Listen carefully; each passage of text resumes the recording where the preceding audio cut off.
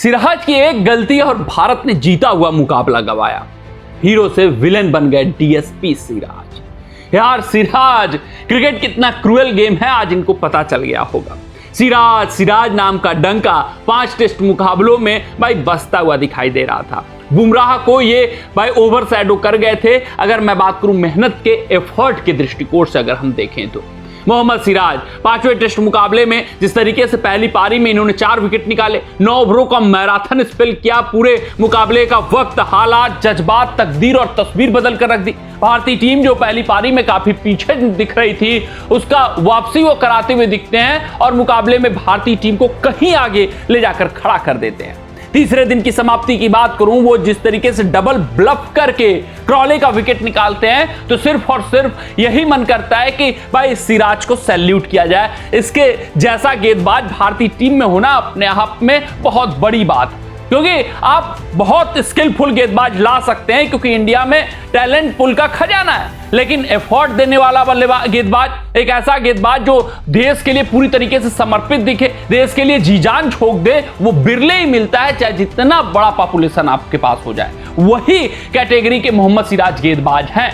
लेकिन कैसे वक्त, हालात, जज्बात, तकदीर और तस्वीर बदलती है किसी खिलाड़ी की, ये आप जाकर मोहम्मद सिराज से पूछ सकते हैं।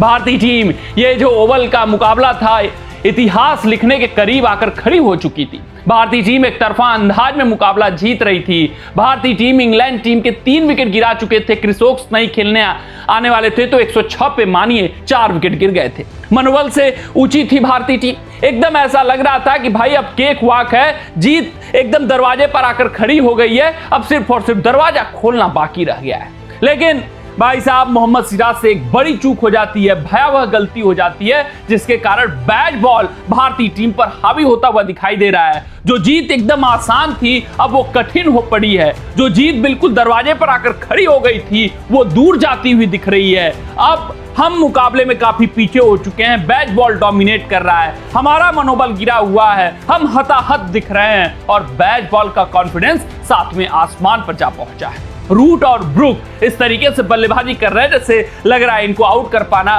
बहुत मुश्किल हो चला है। रूट और ब्रुक इस तरीके से बल्लेबाजी कर रहे हैं, वो पहला मुकाबला जहां हम 375 रन ऑन द बोर्ड बनाते हैं उसके बाद हारते हैं, वो यादें ताजा होती हुई दिख रही हैं। रूट और ब्रुक ये बताते हुए दिख रहे हैं कि बैट बॉल भाई यूं ही नहीं स्थापित हुआ है बल्कि इसने बड़े बड़े कारनामे किए। रूट और ब्रुक एक बार फिर से ये जताते, ये बताते, ये समझाते, सबको सिखाते हुए दिख रहे हैं कि भाई बैट बॉल को चेज पसंद है।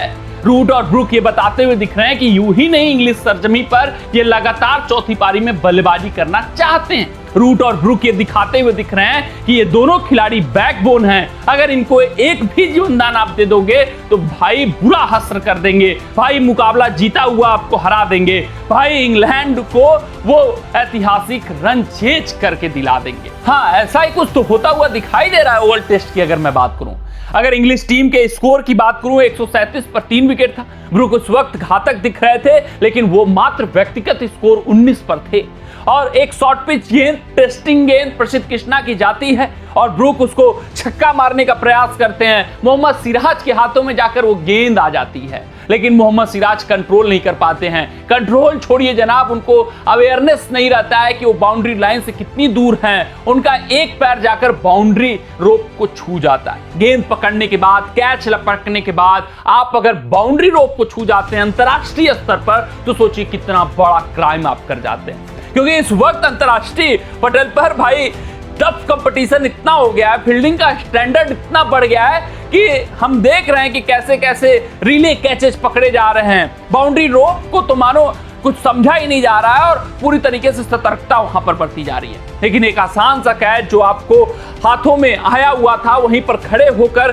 सिर्फ और सिर्फ उसको पकड़ना था। मोहम्मद सिराज शायद ओवर एक्साइटेड हो जाते हैं, शायद उनको बाउंड्री रोप का बिल्कुल उस वक्त अता पता नहीं रहता है जिस कारण से उनका एक पैर बाउंड्री रोप को छू जाता है। मोहम्मद सिराज उस वक्त मायूस होते हैं। मोहम्मद सिराज को पता चलता है कि बहुत बड़ा गुनाह हो चुका है, बहुत बड़ा क्राइम हो चुका है। अगर मैं क्रिकेट कंटेक्स्ट ऑफ द मुकाबले की बात करूं तो ये कैच अब भारतीय टीम के ऊपर भारी पड़ रहा है। ये कैच नहीं, शायद भारतीय टीम ने मुकाबला गंवा दिया है।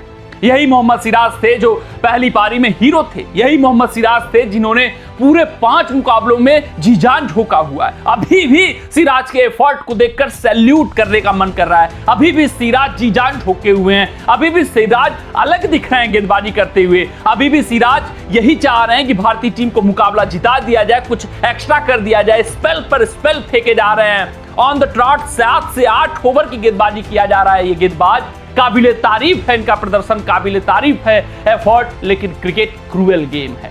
अब इनके एफर्ट को नहीं सराहा जाएगा, अब इनके एफर्ट को नहीं याद किया जाएगा, अब इनके 4 विकेट जो पहली पारी में आए थे वो नहीं सराहा जाएगा, वो जो मैराथन स्पेल 9 ओवरों का आया था वो नहीं याद किया जाएगा, बल्कि मोहम्मद सिराज का ये कैच लाइमलाइट में आ जाएगा। मोहम्मद सिराज का ये कैच हेडलाइन बटोर लेगा। मोहम्मद सिराज के इस कैच पर हाईलाइट बनेगी। मोहम्मद सिराज का ये कैच उनको हीरो से विलेन बना चुका है। ये तय है, ये एकदम सुनिश्चित है। अगर भारतीय टीम मुकाबला हार जाती है, जो ऑन द कार्ड दिख रहा है, जिस तरीके से रूट और ब्रुक बल्लेबाजी करते हुए दिख रहा है।